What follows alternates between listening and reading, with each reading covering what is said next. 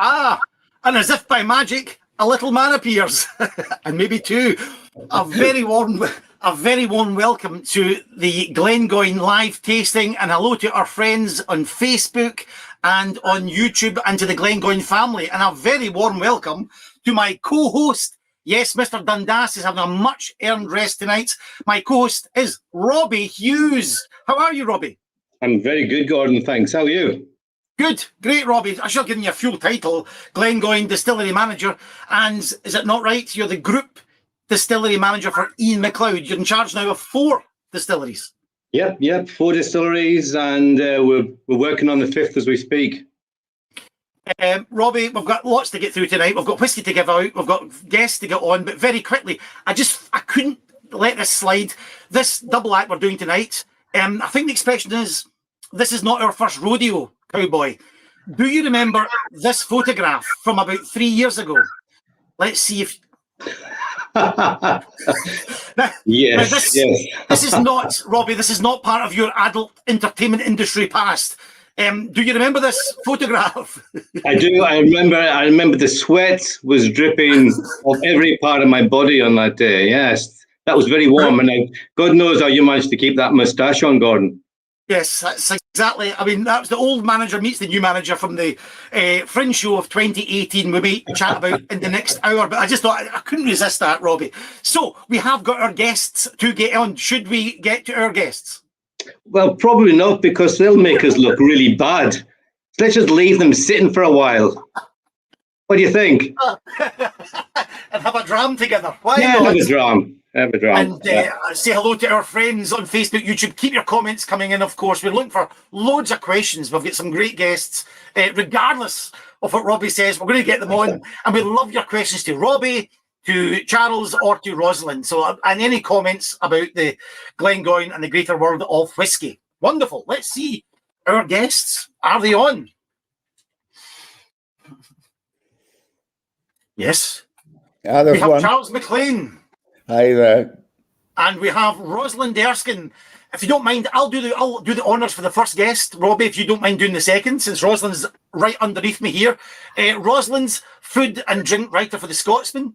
I think it's hopefully fair to say that you're most famous for your wonderful podcast, Scran. And you've interviewed the likes of Sam Hughes from Outlander, Michelle Roux Jr., Nick Nairn, Tom and Michaela Kitchen. You've done a wonderful series on women in the food and drink industry in Scotland and culinary tours of Scotland. So welcome to the Glengoyne live tasting. Thank you very much. And obviously I've interviewed you as well. You missed yourself. I didn't want you to get confused. I thought you were with Sam Hughes and myself from Outlander. It's very confusing, so I didn't want to. And you've got a friend? Yeah, sorry, I should say this is Archie, who's probably going to be possibly the star of the show. He'll disappear at some point, but he's quite intrigued as to what's going on. So, is Archie over 18? Is Archie? Yeah, Archie's going to turn 5 soon. So, and dog years. Dog years. You can accept that, Robbie, in dog years. So, Rosalind Erskine, welcome to the tasting. Robbie, who have you got? Yeah, I've got the famous Charles MacLean. I've got a few facts about Charles. So, first one I got is an interesting fact: is Charles has either read or written 17 books in his career. We're not quite sure which is which. Charles, which is it? You read them or you wrote them? I've written 18, Robbie. I've published 18. And during this lockdown period, I've written another 5, would you believe? They're quite short, but two out of the 5 quite short. All right. Yeah. So Charles is an underachiever. All these books behind me. This is this is where I get all my ideas from. You see, these are all whiskey books. I haven't read them all, I have to say, but I've dipped into most of them. All right. You've also had a key role, and you can correct me again because I got the first fact wrong. You had a key role in the 2012 Ken Loach film and Angel's Share, and it's often compared to that of Marlon Brando in Apocalypse Now. You know, without you and Marlon, that would have just died on its arse, to be honest, wouldn't it? You know, so I mean that was a great film. I don't know if anybody's thought it, but another thing about you, Charles, is you've probably got the most amazing nose in the drinks industry, or one of the most amazing noses. It's been said you can smell a free drink from 2 kilometers away. And I've got more yet. I've got one more yet. And last thing I was going to say about you, and it is an absolute testament to you, is what you don't know about the drinks industry in general, Charlie, not just Scotch, just the drinks industry. You could probably write it onto the end of a pin twice, and you would probably still leave enough room for your Tinder profile. There's an Robbie, introduction, as you Charlie. know, I drink for a living, you know. It's great. Me too. Hey, Robbie, can I just say, we had a photograph there of us two being co-hosts and working together, but we have got another photograph of you and Charlie, who have been together in front of a camera. Do you remember this photograph? Yeah. Gee whiz, yeah. You had some hair then, Robbie. I did. I remember you picked me up from school, and you brought me back to the distillery to interview me because we couldn't find the distillery manager. When do you think that was, Robbie? I would say that was around about 2009, maybe 2010. Yeah, I would guess so. Because you were going around with Rob, wasn't it? Was it Malt TV? Rob Draper, the Single Malt TV. Yeah. That's right. I do remember that interview. It was very funny indeed. You were as cheeky as usual. You know, it was a very funny interview. And the thing is, what I remember about this as well, Charlie, I didn't get the heads up you were coming because I normally says, look, if Charlie's on site, warn me and I'll have a day off. But this day, I just happened to come downstairs out of my office. You were talking to my colleague, Stuart Henry, who everybody knows Stuart. And Stuart says, here's Charlie, he wants to ask you a few questions. This was about 9:30 and 10 o'clock in the morning. And I think we said goodbye about 8 p.m. in the evening. I wouldn't be surprised. Yeah. It was a whole day talking and drinking. It was superb. Yeah. No, it was great. I remember it so well. It was great. Absolutely great. And here we are by the stream, by the water intake is above the pond. Yeah. That's right. Yeah, that's just at the dam. Yeah, that's right. Oh, happy days. And that was going to be one of my first questions to Rosalind and yourself, Charlie. But we'll start with Rosalind very quickly before we go to the first dram. Glengoyne, where has it? I see a couple in the background there. Well placed, Rosalind. Are they always there? So yeah, either the place, because I've met you last year, but has Glengoyne been part of your whiskey journey? Yeah, I think the Glengoyne 21-year-old was the whiskey that got me into whiskey, proving my expensive taste. But yeah, it was the first one I tried and thought this is something for me. Like, I really like this. And no, those aren't normally there. I've put them there for sure, product placement. But I do have a few. I've got them, and I've got a teapot dram as well. When I was last up to see you guys, which feels like a million years ago now. Yes. This and before I come to Charlie, Robbie, I popped into your office a couple of days ago. Are we allowed to say what you were sampling? Yep. Right. I mean, Rosalind set it up, hasn't she? Yes. Yeah, you were sampling Teapot 8. So you were deciding between a couple. Yeah. So we've kind of, myself and Emma and John who are our blenders. We've been kind of knocking this back since March. Samples have been coming from them to me and making a few opinions, going back to me. So I've managed really to kind of wring the arse out of this as much as I can. Now they've told me I've got to settle down and make a sodding decision before I'll get sacked. So yeah, so you were there. I think you had a wee taste of the one on Tuesday as well. Lovely. It was absolutely lovely. I don't know what your decision is, but either way, it will be lovely. And Charles, just on the Glengoyne, we saw you there. We think 2010, but your relationship with Glengoyne, how far does it go back, and what sticks out from your memory? Oh Lord, it goes back. My first cousin Robin Lambie was when Glengoyne was owned by Lang Brothers, and so it goes back that far. But it was really, as you know, it was a component whiskey in Lang Supreme, and so it was only after Ian MacLeod took over that it was given its head. And you know, the Ian MacLeod and company have done a fantastic job. Well, you and of course you guys are all responsible for it, and the team that you've got, Robbie. I mean, the whole team heaved a huge sigh of relief when it was given its head and being promoted, and the cast selection, your cast selection is outstanding, and the releases that you've done have really put Glengoyne on the map. It really is an outstanding whiskey now. It really is an outstanding whiskey. Well, that's a wonderful place to start having the first dram. But not only do we have Charles MacLean, Rosalind Erskine, Robbie Hughes, but we have 3 bottles of whiskey to give away in the next hour.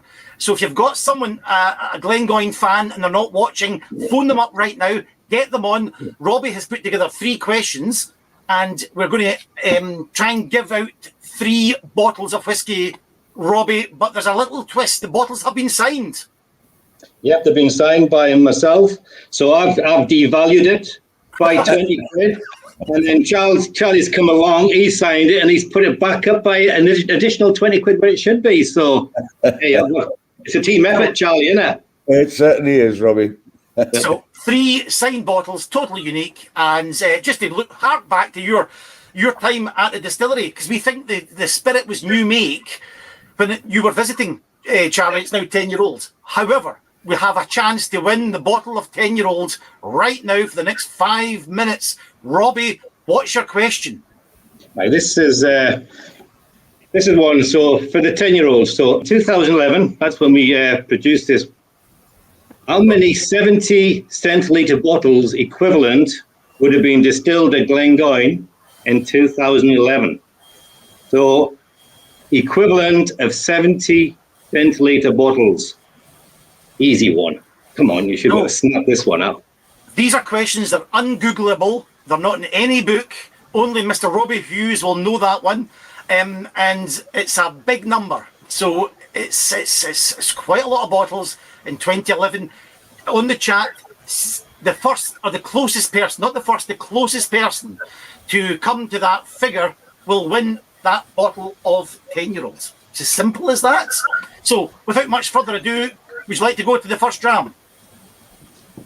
And we'll sample the 10-year-old, which you might get a hold of if you answer Robbie's question. And we'll maybe just put that out one more time, Robbie, before the close of the competition. Okay. Just as I said, for the 10-year-old in 2011, when the whiskey was produced, how many equivalent 70 centilitre bottles were distilled at Glengoyne during that year? Wow. Forget the angel share. How much alcohol did we produce and 70 centilitre bottles?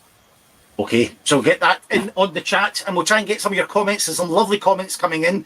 And let's get to the 10. Let's just have a lovely dram with the Glengoyne 10-year-olds, 40% ABV, lovely sherry cask matured whiskey. I just love this. Yeah. On you go, Robbie. Take it away. I do love this. And I love it, and I also despise it too, because I've worked at many distilleries, Gordon, and every distillery I worked at, I used to bring a bottle home to my wife, and my wife's a vodka drinker, and I would safely say, try this, darling, and she goes, nah, don't like it. When I was at other distilleries, I mean, I've been to many great distilleries, Balblair, Glen Elgin, Linkwood, Imperial, Milton Duff, Glendronach. She was never a fan of any of them. Then one day I came home with a 10-year-old Glengoyne, and guess what? She loved it. And then guess what? She then loved pretty much everything else in the drinks cabinet at home after that, apart from one or two. But so I do love it because it's the most approachable whiskey. It's so light. You've got the fruity notes coming through from the obviously there's an element of Oloroso matured cask in there, but it's just an acceptable, lovely, tasty dram. Lovely. Rosalind, Charles, and those watching at home, Slanjava. Yeah. Slancha, God bless. Sorry, Charles, you're about to say something. And Rosalind, we'll hear from you in a second about the 10-year-old. But Charles, I'll cut you off there. Do you know when Glengoyne was first released as a single malt by its owners, by Lang Brothers in those days? I mean, would it be in the 80s, 70s even? Oh, it is a good question. I've never seen anything from Glengoyne Charlie, older than, before 1967. I've never seen anything. I've been looking hard. But when they would have released the actual first one, you're probably right. It would have been somewhere around then, because before that, it would have all just gone into blends. Aye, all into blends. Is it safe to say, Robbie, you actually tasted that 67? You actually were in Sweden and you got the 67? Yeah, I've got a bottle in the cupboard. I've actually got a bottle in the cupboard which I haven't polished. Yeah, I have. Yeah, I've got polished. And I've got lots in here as well, so I'm never without a dram, Gordon. That was a proprietary bottling. That was an official bottling, not independent bottling. Yeah. Yeah. Well, that was an official one.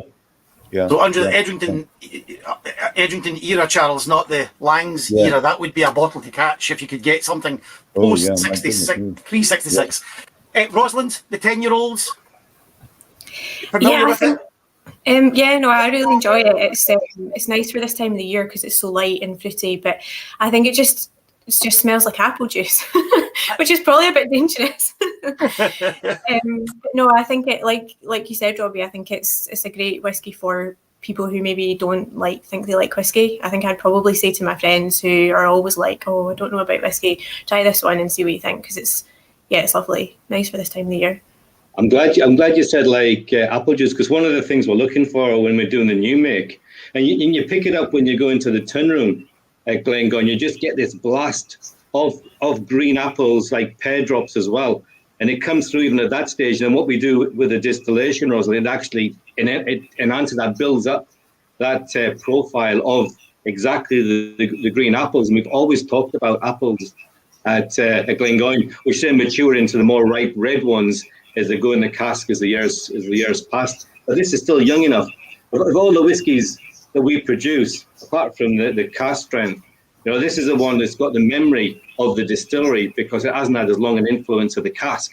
So I love these younger whiskies because they really magnify the hard work that my team do to produce that whiskey, and the cask hasn't dominated anything. Yeah. It's all about the balance between what they call the distillery character and the mature character, and this embodies the distillery character of Glengoyne. You'd say your new make character is basically apples. Would you say it's a sort of green, light fruity? It is. When we're nosing the new make, because every time we do a filling at the distiller, we take samples and we give it to our nosing panel, and they nose it and they score it and they write the comments, and they're always looking for the first one that should come to you is the fruity green apple. Then there's also an underlying nose, which is kind of faint, but you've got to look for it, is like new leather. A bit like Gordon's bedroom, that kind of smell as you're walking into his boudoir, So they're the key notes we're looking for. Yeah, I mean, I'm getting that. You see, I tend to identify so-called cherrywood maturation with it's more like I bet you will find it in the two of the older expressions. But it's like malt loaf, like a malt loaf.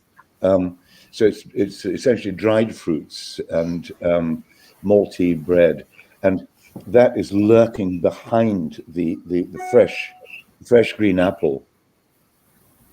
There is this, for me, this hint of malt loaf, Yeah, and speaking of malt, it's a very approachable, easy drinking whiskey. Easy drinking whiskey. And Charles mentioned a bit of food there. Let's cross over to our food and drink experts. Rosalind, it's pairing whiskey and food's quite a big thing. I know you are a champion of not just whiskey and produce, but it's food as well. So anything that you would go to pair this with the 10? I have to say I'm no expert, but I would probably, I've enjoyed trying whiskey and cheese recently. So I would say, yes. I don't know what you guys think, maybe a nice sharp cheddar or something, but yes. Yes. Mm-hmm. Yes. I agree. Yeah. Yep. And believe it or not, conversely, a lot of people like to pair the cask strength, our final whiskey tonight, with haggis. But I actually like doing the 10. I think it's so very cleansing. And with an oily, kind of rich, peppery haggis, I think the 10's a very lovely whiskey to cleanse the palate and carry on. So you can go both ways with that food pairing, Robbie. We had a young lady from Japan, and she said she pairs the 10-year-old with sushi. Oh. Nice. She said she loves drinking the 10-year-old with sushi. She says it's absolutely amazing. Need to try that. And it does work. I did try it, and it does work. Can I just say we're getting lots of answers in for your question here, Robbie. But can I just quickly? I'll run through. I can't get through everyone, but I'm so grateful you've all joined us at 6 o'clock. Tracy says hi there. Rosalind says what a beautiful picture. I think she refers to all of us, which I'm taking that as a compliment. Phil, it's another fun evening. Thanks, Jeremy. Hello, how are you doing? Will says evening, everyone. Gus, Rennie, evening, gents. Barbara, hello. Jennifer Beattie. Again, wishes us the best. Mike Grant says hello from Falkirk. So does Barbara. Maggie, she's in the southwest of France. Maggie Palau wishing us the best. Jennifer says, hello, Charles. I'm still enjoying reading my copy of your Whiskipedia, my book of the year. Wonderful. Archie also, Jennifer says, hello, Archie. Woof. So we're getting love for Archie as well. So keep your comments coming in. Mike, Les, Andrew, we really appreciate you guys all watching. Steve Laidlaw as well there, big fan of the podcast, Steve. And I have one comment email come in today, and we have an email to the distillery. It says, hi, we are 7 friends gathering tonight from my law firm in Bergen, Norway. They did not have the 18, but we've got the 10, we've got the cask strength, and of course we've got the Madeira cask, which in their language is Marius, and his son is Marius. So could we talk a little bit about the Madeira cask? Well, we might. That's from Harold in Bergen. So 7, how you doing, Bergen? Hey, Bergen. I feel like asking for the points for the British entry. Oh, no, don't do that. I can't help. So I wonderful comments. Gordon, you know that cask there, the Marius cask? I've tried that. No, I did a whiskey tasting in Oslo in November 2019. And because it's Marius Vestnes. That's where it's named after. It's named after a person, right? I thought it was named after a person. Yeah, so it's named after Marius Vestnes. And Marius is an absolute psycho Fruit Loop. He is. Okay. Oh, but he's a superb guy. He owns the business there, Cask, which is they're our distributors in pretty much Sweden, Finland, and Norway. And he selected this Glengoyne single cask, and it's beautiful. So these guys have one of those casks. They're very lucky because it's amazing whiskey. Right, apologies for that. Wonderful. And you've been there to Bergen, and they love their whiskey across there, love their Scotch. Yeah, I've been there, and they let me back more than once, so they're a bit loopy as well, aren't they? Great. And just on that international theme, Charles, crossing, World Whiskey Day was a couple of weeks ago. This is really World Whiskey Month, but anywhere that has got a warm place in your hearts where you've tried Scotch in a foreign land? Gordon, I mean, I've been in Bergen a couple of times as well, and it's terrific. It really is. But like you, the before this lockdown business, I was traveling a great deal. In 2019, I was 23 times abroad in 17 countries. And the wonderful thing is that the enthusiasm for whiskey, Scotch whiskey, that you find abroad. I mean, much more so than in Scotland, frankly. Yeah. The interest and the passion. It's whiskey more than any other. I'm sure Rosalind, you'd agree that the more than any other drink engenders it's passion. Really, it's more than. The wine people are one thing, the beer people are one thing, the vodka people don't count. Because they just add whatever it takes, whatever. Sorry, don't mean to be rude, but whiskey, and particularly Scotch whiskey, with all its heritage, it builds up this extraordinary passion and enthusiasm, and it's so gratifying. Robbie, Gordon.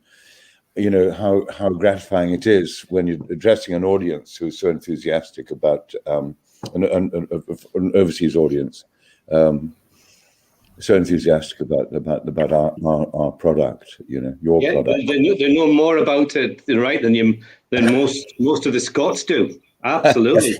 Yes. Yeah. And a question yeah. for Rosalind. You know, you've spent about 2 years doing podcasts, food and drink. We talked there about Scotch whisky going round the world. What else goes round the world in your experience? What's doing well? Either another drink or food? Gordon, COVID's doing quite well at the moment. Yes. That's right. Well, it's on the retreat. Fingers crossed. But yes, Ron, what's going, you know, what are we doing? What else are we doing well? So stuff from Scotland. Yeah. I mean, I think, you know, all the kind of traditional things you would expect people to enjoy, the typically Scottish, do quite well. I mean, I've spoken to, you mentioned haggis earlier, I've spoken to James McSween a couple of times in the last year, and I think they're, you know, they do quite well. And we had a Burns Night Live event a bit like this for the Scotsman for Scran, and there was a lot of people in the comments were discussing haggis, obviously, and a lot of interest in that. People who couldn't get it, people who could get it, surprised they could get it. So the kind of traditional element's quite good, but I think people, when they can come back here, it's, you know, they're missing the scenery, they're missing travel in Scotland, all the produce you can get here fresh from here rather than, you know, it being brought in. But yeah, I agree with Charles. I think when you go abroad and you are Scottish and you order a whiskey in a bar, it you know, elicits quite a lot of chat and, you know, interest in you and whiskey, and you're from the place this is made. And, you know, there's always, if you're in America, there's usually an element of, oh, you know, I've got, you know, I'm from there, or, you know, my ancestry's there. And it's a nice conversation starter when you're abroad. And I always get the whole, oh, is it for you? Oh, do you want water? Or are you going to drink it? Which is always fun. I like seeing the look on bartenders' faces when it's me, like, no, I will have it. It's that single malt and I'll have it neat, and that's the way I'm going to drink it. Brilliant. Yeah. Any particular place that you've had a warm feeling? We've got Scandinavia there. You just mentioned America. Have you been across there? Yeah, I've been to, so the last holiday I went on was New York in December 2019, and it was great. It was really cold, not quite snowy, but yeah, the best place to, went to a bar in Brooklyn and got some, I don't know if I'm allowed to say it because it wasn't Glengoyne, but it was good. A really nice Glenfiddich that I think you can only get over there. It's got like a kind of blue label, but yeah, it was good. Yeah, we love other whiskies. There's lots of lovely whiskies out there in the world. We're just one of them. Can I just say, and I've got a very fancy, we are now closed for that first question. We have, I believe, a winner, but we'll discuss that at the end. You'll have to wait. So, Robbie, your question has went down very well. Lots of people have had a punt at that. We'll maybe give out the answer and the winners at the end. And I think it's about time on to the second dram. But we have another question, because we've got another bottle, and this time it is the Imperious 18 Glengoyne that we will be sampling. We'll keep the cask to the end, and the 18 is sitting in there. Just take that out, and I should just say that if you're new to our tastings, new packaging, all sustainable, all recyclable, and I guess that's where the industry's going. Robbie, we've always been a little bit ahead with the wetland project at the bottom of the distillery there, where we, you know, clean the spent lees, and the packaging now is a great story. Yeah, I mean, I think we want our packaging to last as long as it takes to empty a bottle of whiskey. We don't want it to be around forever, just disappear. So a bottle of whiskey should be gone in 2 nights normally. So the packaging should have just deteriorated in that time too, shouldn't it? Absolutely. But no magnets, no plastic. Boom. Nothing away. You know the old saying, Robbie, throw the cork in the fire. That's the one. Yeah. That's the one at a session. Yeah, that's it. Any questions for Rosalind, for Charles, for Robbie? Bring them in. That's the end of the first bottle question. And before we have a drink of the 18, Robbie, because you throw the second question out for the second bottle. What generosity. Right, so in 2003, so that's when this whiskey was produced here at Glengoyne. That was the lowest production year that Glengoyne's had for decades. It was lowest. So this is what actually makes the 18-year-old stock quite rare. So there's actually not a lot of this whiskey on the go at the moment. So in that year, we only processed, now listen to this, 1,167 tons of malted barley. 1,167 tons of malted barley. How many tons are we planning to process in 2021? And we're doing pretty good at the moment. So Production's quite healthy. So There's a wee clue. So production's healthy. It's going to be more than that figure you just gave out, and it's not Googleable. It's not available in any books that Charles has written or podcasts that Rosalind's recorded.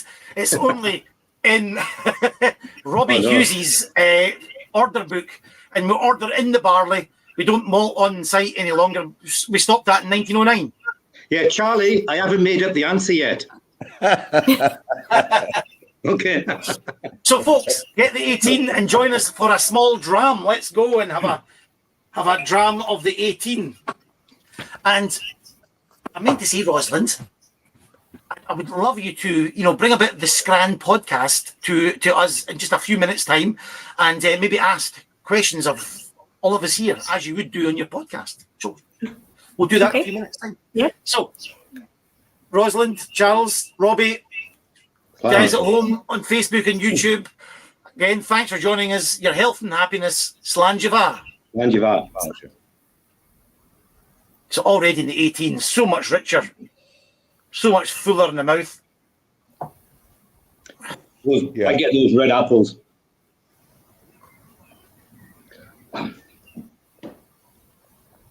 Yeah, richer.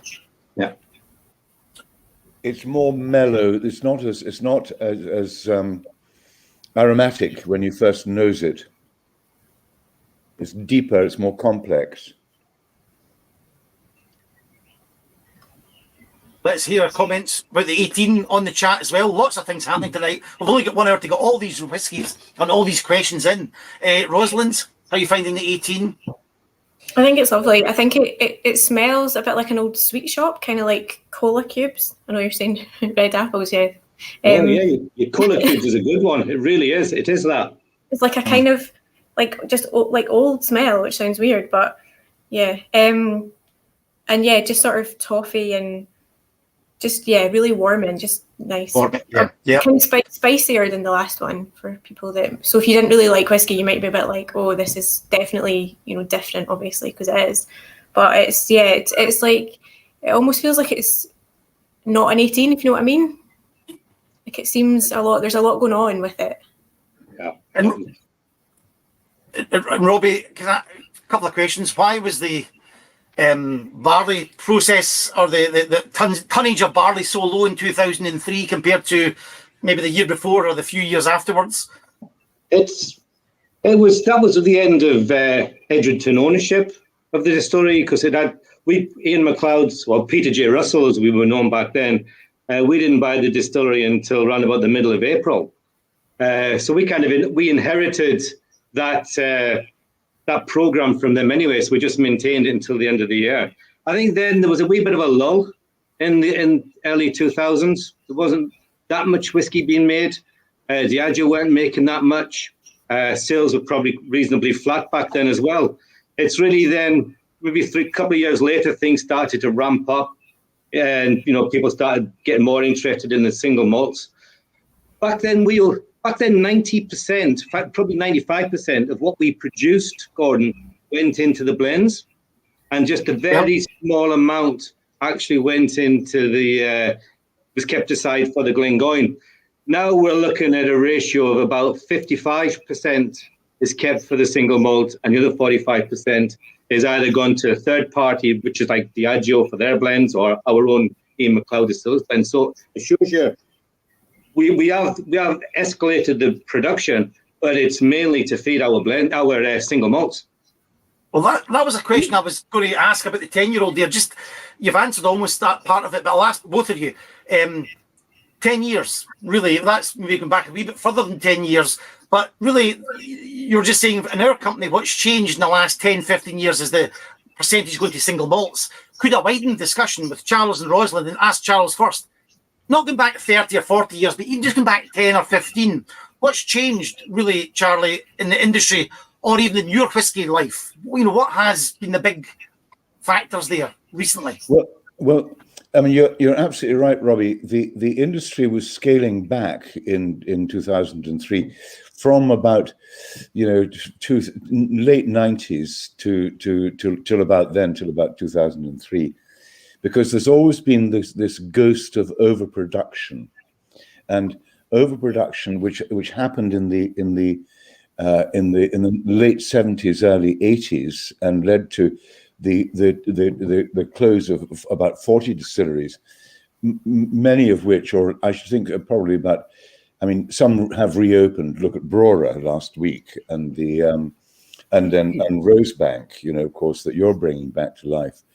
But a lot of them never opened again. Why? Because of overproduction, a mismatch between the amount of mature whiskey and the demand for it, mainly from the blenders, of course, and so blended Scotch was going steadily down in international markets, and so in order to stabilize things, the big boys and indeed the smaller owners scaled back, and that was why Glengoyne was down to lower production. Now, to think of today, since 2004, by my back of an envelope calculation, I think that 42 distilleries have opened, new distilleries have opened, and add to that the massive expansion of such giants as Glenfiddich, MacLean, Glenmorangie has gone up by a third. Glenfiddich, Glenlivet as well. They're building a new. So these are now gigantic enterprises, and why are they expanding? On the expectation, the bean counters, the actuaries, looking ahead, and it's like three-dimensional chess. Trying to anticipate what the demand will be for this whiskey, that whiskey, again from the blenders and also from for single malt bottlings, in 5, 10, 15, 20 years time, and and at the moment there's been no let up. I mean, during, as you know, Robbie, or I assume Glengoyne's been on pretty well full production throughout this whole lockdown period. Most of the industry has been in full production, and in the anticipation, it's all the anticipation of demand. Now, whether the idea meets the reality is impossible to say, but it gives us, there's a great confidence in the industry, which is terrific, really, it is. And sorry, there we are. I've gone on too long. No, it's great. It's a great answer. Before I ask Rosalind, just the last 10 years, how you think the industry's changed, or your journey in the whisky industry has changed. Robbie, we've got lots of questions or answers into your question. Could you throw it out one last time in the last 2 minutes for question 2 to win this beautiful 18 Glengoyne? And if you're in Europe, we've got an issue sending to Europe that hopefully will be solved soon. We'll keep it at the distillery, or Robbie, or indeed Leonard Russell, who's watching tonight, will pay me personally to deliver it to you by hand on a little cushion. So we can maybe do that. Robbie, quickly, what's the question for number 2? Just repeat. And for the 18-year-old, in 2003, when this whiskey was produced, it saw its lowest production level for decades, making this 18-year-old stock very rare. We only processed 1,167 tons of malted barley. How many tons are we planning to process in 2021? And as I said, we're having a very good year this year. Great. And we've only got 3 stills. People will know at Glengoyne, so it's not as big, distilleries as Charlie mentioned there as well. So Rosalind, just 10, 12 years ago, how's things changed? For example, just quickly, I wasn't in the whisky industry 10 years ago. I was inside another business. What for you, your perception? How's whisky changed? Well, I think, I wasn't drinking it 10 years ago, and it wasn't something that you saw really around in bars, because I was probably going out a lot more 10 years ago, 10, 15 years ago. But what I've seen is, there's a lot of buzz about it. There's a lot of cocktails. There's a lot of, innovation, getting people to drink it. It's more widely accepted as a drink, kind of, it's that whole perception of it being, like an older person's drink. It's maybe unaffordable. It's like, you don't know what to expect from it. You don't know if you want to like it. It'll be strong. No one in my family drank whiskey, so it's not like I could think, well, I remember, my gran or something having a dram. It wasn't something that was part of my life really. Although I do remember visiting the Glenlivet distillery at 16 and asking them if I could put some Iron Brew in it. they weren't very happy. Whereas now I think they might still not be very happy, but it's that whole thing is a bit more accepted. It's how you want to drink it. And if you're putting Iron Brew in your single malt, that, you're still drinking that single malt, you're still buying that. And it's that's kind of come round, I think, in my time of doing this job. And I personally think it's really good, because I think, I can see my friends and say, I'm going to make you a whiskey cocktail, and they'll try it and they'll like it, and then they'll maybe start drinking that whiskey. Whereas, if you'd said to them 10 years ago, I'm going to make you a whiskey cocktail, you'd be like, well, what whiskey? Where have you got that from? What is this? You just wouldn't have done it. So. Yeah. And I suppose it's like the food as well. It's moving into a craft area as well. We're not mass producing our food as much. People want artisanal food as well as drinks, and that's what Scotch whisky has been. Yeah, and the story behind it all, I think people are a lot invested in their provenance of things and the story behind it. And it's, whisky is the three things, but it's so different in every distillery, and being able to go and find that out and try different ones. And it's a bit like gin, like the story behind it all is what I think's drawn a lot of people in, as well as the people who always really liked it. I'm just typing away because I'm getting some great answers. And the competition is fierce out there just now. The tonnage of barley that Glengoyne are going through is neck and neck, I have to say. So we've got lots of people trying to work out who's closest. So keep it going. And I just think we might ask Rosalind to give a little bit of scran within the Glengoyne live tasting. If this was a Rosalind Erskine podcast, what questions would you ask Robbie, Charles, or myself? Well, first of all, I have to say thank you to Maggie, who says, I wouldn't have guessed that Rosalind was old enough to drink 10 years ago. Thank you very much. I definitely was. Well done. Keep back in the chat. Good for you. So I'll start with Charles, if that's okay. Hello, Charles. We've never properly met, but I've seen you a lot, and it's very nice to be here virtually with you. Well, it's lovely to meet you virtually, Rosalind. Yeah. So correct me if I'm wrong, but I think your latest book was on illicit distilling. So what is the most surprising thing that you found out about illicit distilling when you were researching that? I think the most surprising thing about that particular book was that it was on such a huge, it was on an industrial scale up in the Cabrach, We all tend to think about Glenlivet being a hotbed of distilling. Glenlivet really only came on in the 1790s, But the Cabrach, which is just sort of south and east of Dufftown, was a very remote part, and they were distilling there and exporting spirit, not only down to the South Country, but across the North Sea to the Low Countries, in Holland as it is now, and so on a huge scale. And that really did rather surprise me, that it wasn't localized. It was a major industry. Fun enough, I'm reading a book about the Master of Ballantrae by Robert Louis Stevenson at the moment, and about the smuggling on the Solway. The Manx people from the Isle of Man, they were terrific smugglers. They were famous smugglers, and there was a huge, they called it the free trade, and it wasn't just whiskey, but it was anything that was taxed, tea, brandy, obviously, and it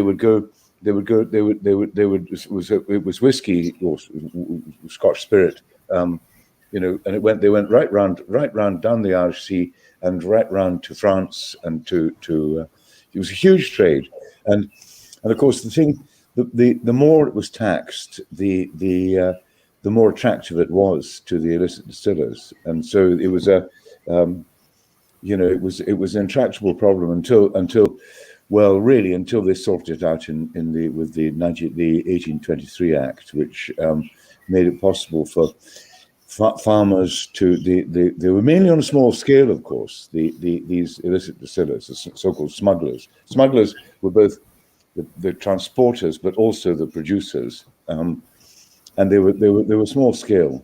But but only after 1823 did these small scale farmers were encouraged to take out licenses and sell make their product. Charlie, I wanted to do a feature film based on that smuggling in the Cabrach. I was going to try and get Sid James, Hattie Jakes, and Kenneth Hotchie. Going to call Carry On Up the Cabrach. I think it would be a wonderful piece of filmmaking. Can I just say it's closed? The for second question to win the 18 is closed, so you cannot take part. If you do, you may be charged, and we will. No one gets charged. That's what they say. So that was a tough one, Robbie. I hope that was a very good question. Rosalind, we one more question, then we'll go on to the next dram. Who are you going to ask next? That was a wonderful question, wonderful answer. Oh, I'll ask Robbie, and then if there is time at the end, I'll ask you, Gordon. Although we've spoken on the podcast before. Robbie, if you could invite 3 people to a dinner party, whether they're still with us or not, who would they be and why? Oh God! No, I might invite Dominic Cummings at the moment. And maybe sit him next to the monster from Alien, and maybe Pinhead from Hellraiser. But maybe it's too much politics in that. Who would I invite and why? I always liked Rick Mail, Rosalind. I thought Rick Mail was so funny. I brought up my teenage years with Rick Mail, and I just thought he was such an amazing guy. And when he passed away a number of years ago, it was almost devastating. So I would love to see Rick Mail. And another one that's dead, Joe Strummer. And obviously the stars of Dallas, all the stars of Dallas. So yeah, GR Ewan as well. So Joe Strummer, Rick Mail, and something, Charlie's not a bad guy. So maybe you can get me in touch with. No, maybe you can get me in touch with Dave Broom.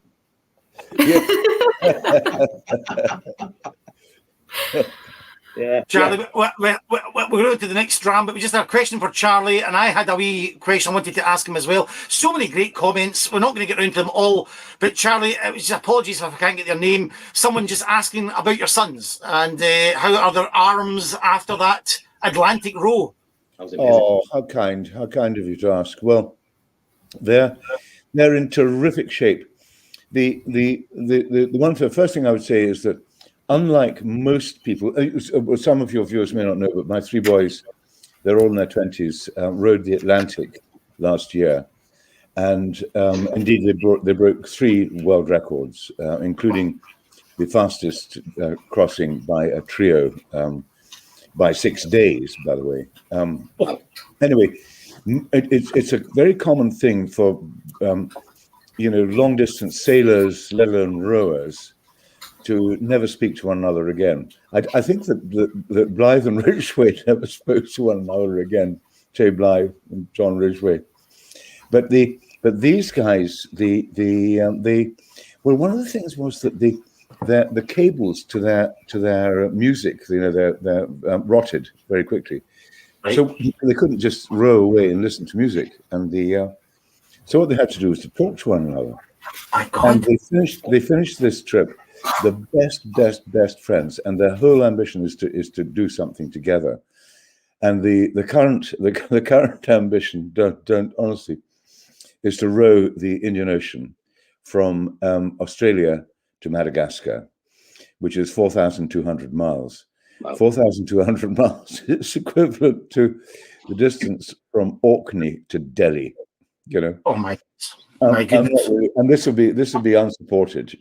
I'm not terribly happy about it. But anyway, thank you so much for asking. And they're in terrific fettle. They really are. They're in great fettle. Great. Let's go into the cask strength. So they'll need some of that cask strength to do a 4,000-mile row. And let's move on to our final whiskey. And Robbie, as we're pouring, we have a third question to give away: a signed bottle of Glengoyne cask strength batch 8. What is the question? And it'll open as soon as Robbie gives you it. Yeah, I'm going off piste a wee bit with this one, Gordon. So You better. You can answer this one, Charlie and Rosalind. Have we think about this? And can I just say, Robbie, it's in drams. Do it in drams. You want me to do it in drams? I'll do it in drams if you wish. Okay.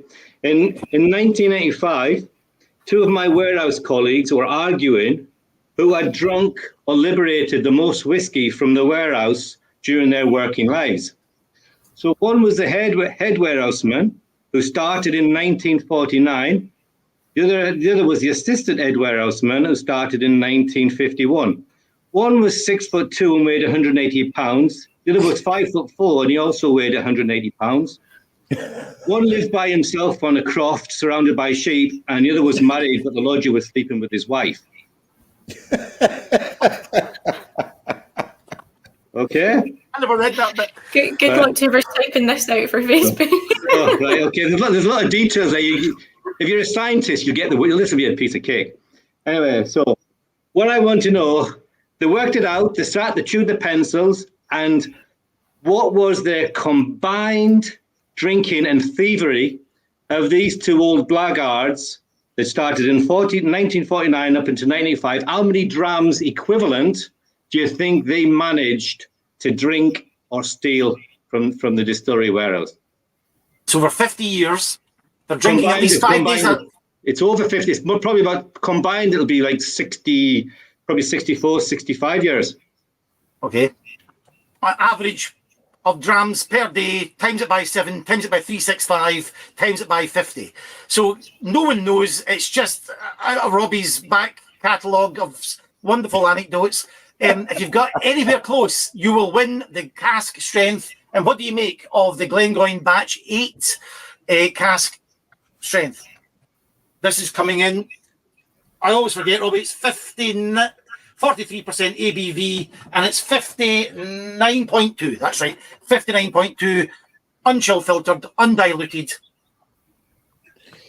No age statement, but it's about 10 years old, Robbie. It'll be, probably the oldest cask, I would think, will probably be about 10, and I would expect some to be closer to maybe 8. Yeah. So it's not aged at all, and I think that's the first attraction. But even if you didn't tell people, Charlie, that it was cask strength and just ask them to drink it, and they'd be surprised, because it is, as Gordon says, it's over 59%. It's almost a narcotic in Norway, this. Yeah. It's almost, we'd be arrested in Norway if we tried to import this. Yes. Well, but it doesn't give you that massive burn at the back of your throat. But let's just talk about that for a second, because it is, and it's. I think that when we add a drop of water, which I think we should, the aroma will come up. But in the mouth, tasting straight.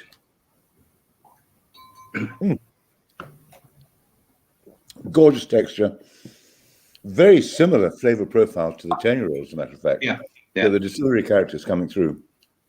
But then if we add, and the reason I say, I always recommend, and I'm sure, Rosalind, you'll have had the experience as well, because many people think that you've got to drink whiskey straight. You know, whiskey is the only other thing a Scotsman likes naked. You see, bullshit. Blenders reduce to 20% alcohol. You know, generally operate at 20% alcohol, and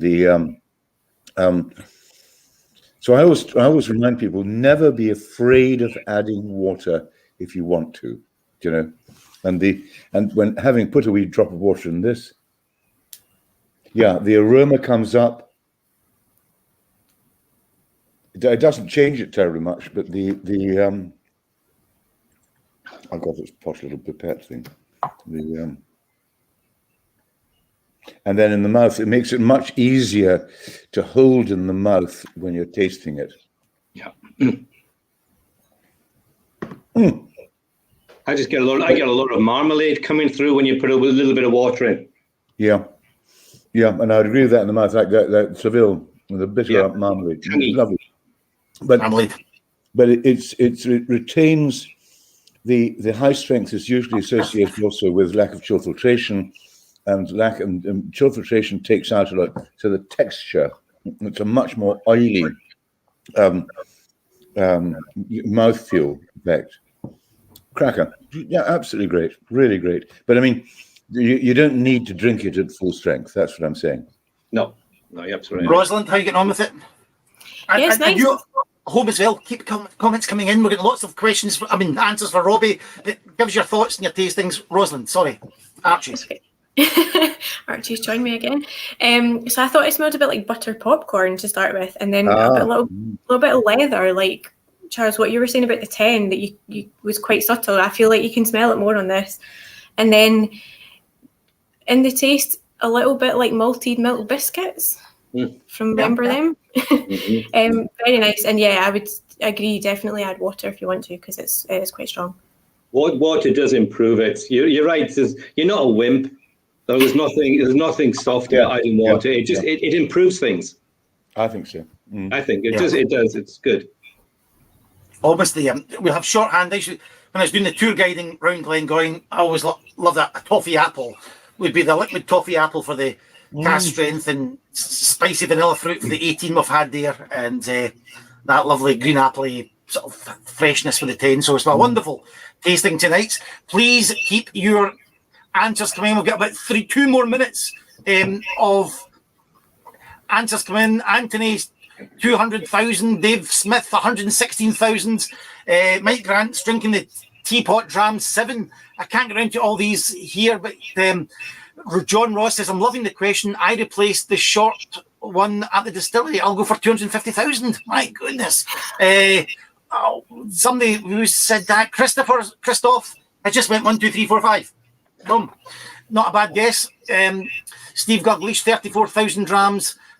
Jimmy's asking, what's the best to have in the glass tonight? Depends how you feel. Is that right, chaps? Rosalind, it's up to the up to yourself. What mood you're in? I would say the last, actually. I love this Cask strength. It really displays the character. Love it.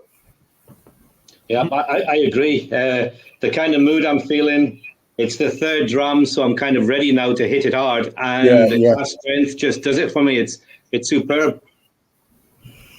I would say the 10, just because it's nice and sunny, and it feels like finally we can get stuck into something a bit lighter. Yeah, it is. It's that kind of dram, isn't it? People are asking about the 15-year-old. I don't know if I've got time. Folk are asking about the 15-year-old. Is that discontinued, coming back? What happened? Well, there is actually talk about that one maybe resurfacing again, Rosalind, as well. We're talking about it, and we think, we're talking about reviving it, sorry, yeah. Yes, always a lot of love for the 15, of course, but if you love the 15, I would point you in the direction of the Legacy 2. The 15 had about 30% first fill bourbon cask, which I think was one of the first time they had that amount. But the Legacy 2 special editions get 48% first fill bourbon barrel in the makeup of that dram, and it's like the 15 and then some. So that is something to look out for. Yeah, Rosalind, if you think about what we were talking about, Charlie and myself, about 2003, we had to kind of remove the 15-year-old about 3 or 4 years ago, because there was this massive gap following all the way from 2003, and it caught up with the 15-year-old in 2018. So then we had to wait for what was then 2012 to become 2015. And that's where we're at now. So we started increasing our production from 2004 onwards. So now this is where we start reaping the rewards. It's catching up with us. So although we're now finding maybe there's a wee bit of pressure on the 2008, the 18-year-old whiskey. And that's the thing with whiskey. It's, as Charlie said, it's all crystal ball stuff. We've got gin distilleries, Edinburgh Gin, which is lovely gin, but the motto is it's sold when it's cold. Yeah, you can just produce it for next Wednesday. But if you want the 15-year-old, you've got to give me a phone call 15 years ago, Rosalind, and I'll be right on the ball for you. But you've got to wait 15 years. Yeah, it's incredible business. Yeah, it is astonishing.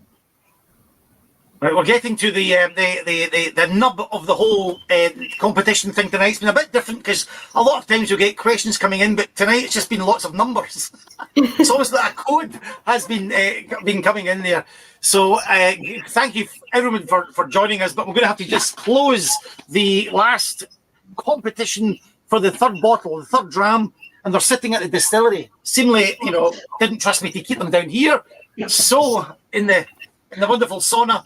So they're up there, and we'll dispatch them if we can to your place of imbibement in the next week or two. And if we can't, we'll keep them at the distillery until we can get them to you, or you can come to us. Robbie, do you want to sum up the whiskies we've had and the guests we've had? Do I want to what? Sorry. Do you want to sum up our guests and the whiskey? Oh, I mean, hasn't it just been a perfect evening? Charlie's sober, which is really good for a Thursday. So I mean, well done, Charlie. Yeah, that's good. Rosalind's chat was excellent as well. I mean, I think both of our guests has been absolutely spot on. So whoever picked Charlie and Rosalind, I don't think it's just because they were cheap, Gordon. I think it's because they're probably pretty good and they know the stuff as well. Great, and I just have a quick Rosalind, you're heading up to Islay in the next couple of weeks. And of course, this weekend's the Fisheel, the Whiskey Festival in Islay. So I hope you have a nice time up there. Looking forward to it. Yes, very much so. I've never been before, which seems everybody's always like, oh, I can't believe it. But no, I'm really looking forward to it. And I'm going to speak to a couple of distilleries up there for the podcast and some other businesses. And yeah, it'd be great. And Archie's going on his holidays to Campbelltown, so he'll be very happy. Rosalind, make sure your life insurance policies are all paid up. Okay. That's a bit ominous. Right, okay, we'll put you, Mr. Robbie, could you give us the answer to the first question? Give us a question and just give us the answer. Right, so the question was for the 10-year-old. In 2011, when this whiskey was produced, how many equivalent 70 centilitre bottles were distilled at Glengoyne? And the answer was 3,180,033. 3,180,033. Now, with a couple of guys that are very close, we put them into a hat, drew them out, and backstage we got a winner, and that winner is Alistair McKenzie! Boom, boom, boom! Well done, Alistair. We'll do all the details afterwards. Question 2, Robbie. In 2003, when this whiskey was produced, which was the 18-year-old, Glengoyne saw its lowest production level for decades, making this 18-year-old stock very rare. So in that year, we only processed 1,167 tons of malted barley. How many tons are we planning to process in 2021? Charlie, Rosalind, give us a guess. Oh, I wouldn't even know where to begin. How much spirit do you get from 1,000 tons of barley? That's it. He's on to it. Multiply it by 410. So you get about 410,000. There we are. Yeah. Yep. Okay, the answer is Robbie. Did you need more time, Charlie? No, I need all the time in the world, and I still wouldn't get there. It was this year we're hoping to process 2,357 tons of malted barley. And Heinz Weinberger wins it straight out the park. Well done, Heinz. You have got a bottle of Glengoyne 18. Congratulations. Well done. And the third one, Robbie. Very good. Yeah. Yeah. So this is obviously the scientific question. Yeah. So in 1985, two of my warehouse colleagues were arguing who had drunk or liberated the most whiskey from the warehouse during their working lives. One was the head warehouseman who started in 1949, and the other was the assistant head warehouseman who started in 1951. One was 6'2" and weighed 180 pounds. The other was 5'4", and he also weighed 180 pounds. One lived by himself on a croft, surrounded by sheep, and the other was married, but the lodger was sleeping with his wife. So, in 25 centilitre drams, what do you think was their best guess at how much whiskey these two thieving whores had drunk in their up until 1985? This is true. This is true. No, this is true. This is true. I was in the room with these two guys, and these two guys were legends. So, do Give us a anybody want number. to answer a guess? Rosalind, Charles, give us a number. In What drams. do you think? Oh, I couldn't even begin to. If you think, if they were, say they were dipping the dog, Yes. let's say twice. You've got to a explain week. what that means because it sounds a bit perverted, Charlie. The dog is a wee copper tube that fits through the bung. So the warehousemen would knock out the cork, the bung, and then put it in. Usually twice. So they would fill 2 dogs, these copper pipes. So say they were doing that twice a week. Now say the dogs were holding. God Almighty! I mean, about you'll be here all night. About 200, 250 mils. I don't know. I mean, over 10 years. I mean, maths is not my strong subject. No, exactly. Rosalind, give us a number. Any number.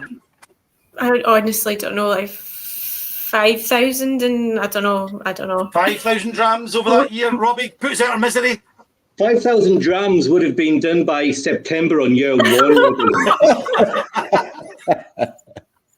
These guys, between them, 630,000 drams. My goodness. Wow. Which is equivalent to 22,500 bottles. Or if Leonard's still watching, like a week's production of Glengoyne. A full week. Yeah. Now, an interesting backstory to that one is when these 2 guys left the room, there was another guy sitting there, a guy who started work in 1953. And he looked at me, he said, those two guys are talking absolute shite. That's what he said. He says they're talking absolute shite. He said those guys probably had that amount of whiskey away by the late 1960s. So Tony, let me just get we have a winner straight out the park. It is Tony Hamblin. Tony Hamblin has won the Cask Strength Whiskey. Well done to Tony. Well done, Tony. And listen, we're over our time. Can I just say, we could have gone on for another hour at least, but Rosalind, Erskine and Archie, thank you so much for joining us. We look forward to Scran, the podcast. It's coming out tomorrow. You must all watch it if you are listening to it. It's a wonderful podcast. Enjoy Isla as well. Thank you very much. Thank you. Thanks Charles for having MacLean, there's an entry for your next smuggling book. Those guys that Robbie hung around with never touched a drop. Charles, it's been fun. It really has. Good luck with the books you've written in lockdown. Look to see them in publication. And Robbie Hughes, thank you so much for these questions and for your company tonight. My pleasure. No, it's been absolutely fun. Really appreciate it, Charlie, Rosalind, Archie. What an evening. Thank you very much. Yep. There's so many people in the chat, from Angie to Steve. How you doing? Jennifer, all you guys for watching. Thank you so much on Facebook. Thank you for watching on YouTube. And all that remains for me to say from Glengoyne Distillery, thank you so much. Stay safe, Slanjava, and see you back at our distillery very soon. Good evening. Bye-bye. Bye-bye. Slanjava.